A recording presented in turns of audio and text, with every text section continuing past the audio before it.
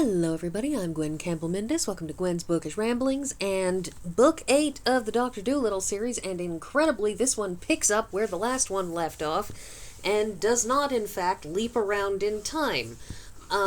So there's a surprise. I once again decided to, or wound up having to get the mobile read edition from 2018. The original publication date of Dr. Dolittle and the Moon is 1928. So, let's talk about this. Let's talk about this book, which picks up on the cliffhanger of "And we were on our way to the moon," and ends on a cliffhanger of "I got sent back from the moon and the doctor was left behind." So we'll get to that in a sec. Dr. Dolittle and the Moon, once again, as you will note, illustrated by Mr. Lofting, is a story that, yes, is set on the moon after the horrific transit across, in which Tommy Stubbins talks about things like his nose bleeding copiously and all of that other stuff. They wind up on the moon and they find themselves, and this is a very science fiction-y episode in particular. I mean, the whole talking to animals thing was, of course, not fantasy per se. It was based on the notion of animals having a language that a human being could put together enough to understand what was going on. Cool. But in this one, we get a lot of conceptualizations of a certain amount of how evolution could work. There is a certain amount of speculation, because by the end of the book, it turns out that there is a particular squash that makes people grow like nothing else, and Tommy Stubbins, who was a more or less average teenager at the start of the book, is now 9 feet tall by the end of it. It's very dramatic and very odd. I do love this picture. Isn't this nice? Just like this evocative purpley blue set of layers here. I mean, these are just lovely. Anyways, yes, and you see the thing below, the roundness of this world was much more easily felt. The part of this is the part that it's sort of that intersection of reality with the speculative fiction, and that is Hugh Lofting is clearly aware that the moon is much smaller, and, you know, you can see the curvature of the Earth if you climb high enough. But you have to climb pretty darned high to be able to see it. Whereas the assumption that Hugh Lofting makes, which not crazy, is that because the moon is much smaller, it means that you don't have to go nearly as high to see the curvature. That, you know, that thing where stuff disappears over the horizon happens way, way, way sooner when you're dealing with something like the moon, where it's smaller, so the curve is sharper. I mean, to human perception, obviously. Anyway, so they wind up exploring and taking notes. Tommy Stubbins spends a great deal of this book.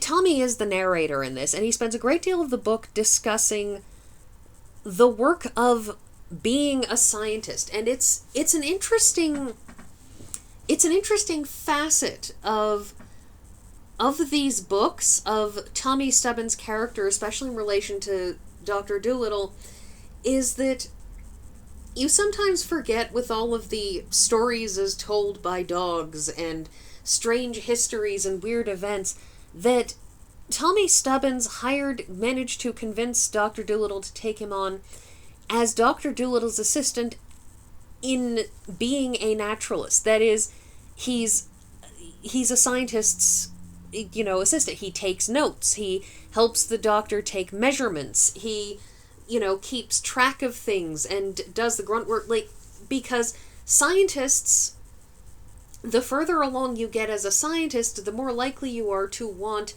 to have an assistant, to want to have somebody who's there so that you can, for example, rattle off observations. It's the same reason that somebody who's doing, say, an autopsy will want to turn on their audio recording device and, as they're doing the autopsy, say the things as they find them rather than having to constantly stop, hand take a note.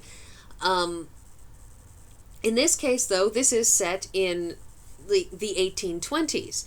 You don't have audio recording devices, and so having an assistant for a scientist is sort of almost an essential thing, because it allows the doctor to sit there and hold his measuring tape and pass along word of a measurement to Tommy, who can then take down all the numbers, and the doctor doesn't have to stop what he's doing in between everything to take those notes. That's why people have assistants, or at least that's why you're supposed to have assistants. And we get these usual fascinating Hugh Lofting-y illustrations, where in this one he starts to go for broke in some of these in a different way, because this is an alien planet. This is the moon. This is, it's that thing where he's writing speculative fiction, and to an extent this is much more science fiction-y fiction, in no small part because there are a lot of problems, like with the transit across the airless gap between the Earth and the moon, that even if you posited that the moon had an atmosphere, everybody knows that the atmosphere of the Earth gets thinner the higher you go until there is no air. And that you're not going to have air again until you reach the next planet with air.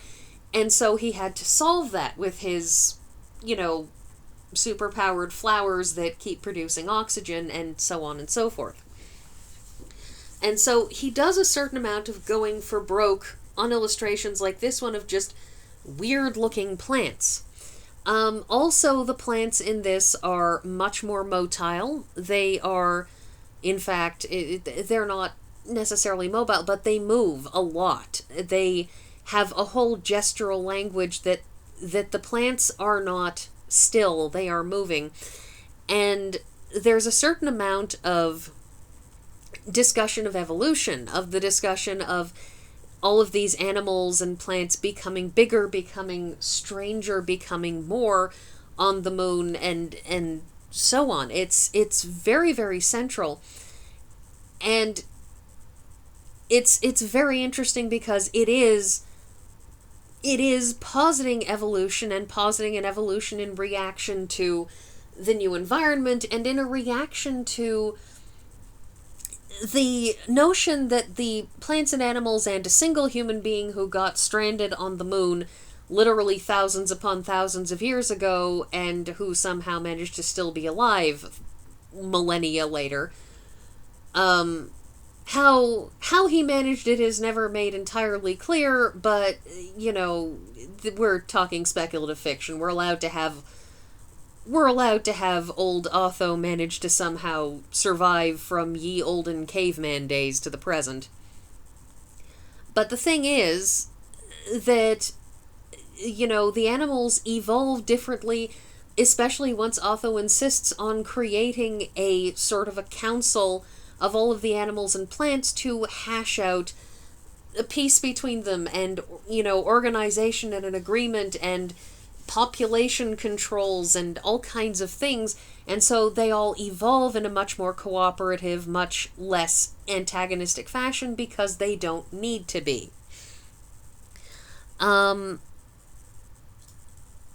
This pop-up thing at the bottom is a brand new feature, and I don't like it.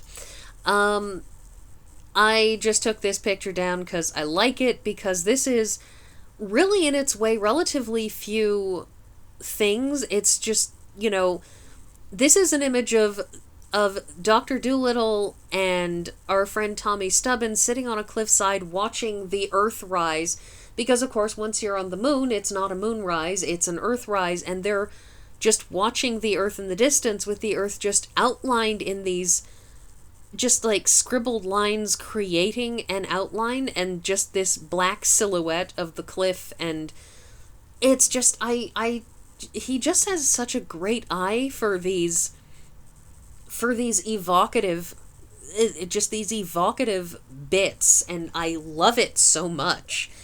Like these are great. These books are great for the illustrations alone. I can't stop talking about them. Anyways, so animals on the moon, as you can see here, grow extremely and excessively large. As we can see the Doctor and Tommy standing there next to these two. I think they're supposed to be egrets, and those are large egrets. Those are very terrifyingly large egrets. I know that if I was standing next to a bird that big, with a beak, that I would be terrified. That looks terrifying. Anyway, so it turns out that they were tempted and, well, the Doctor was the only one who was supposed to go, but since Tommy flung himself along, everybody's had to cope, and he was brought to the moon because the animals and their host Otho wanted to basically have a doctor. They, a bunch of them had various injuries and illnesses, and Otho is suffering from gout, because of course he is. And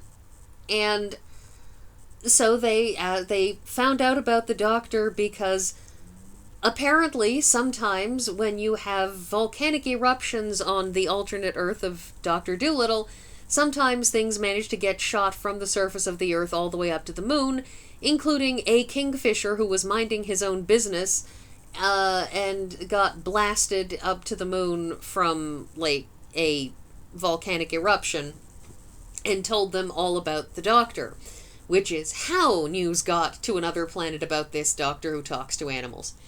Anyway, so they wanted him there for a doctor, and at the end of this book, Otho basically throws Tommy on top of a moth, and on top of the same kind of giant moth that had brought the Doctor and Tommy and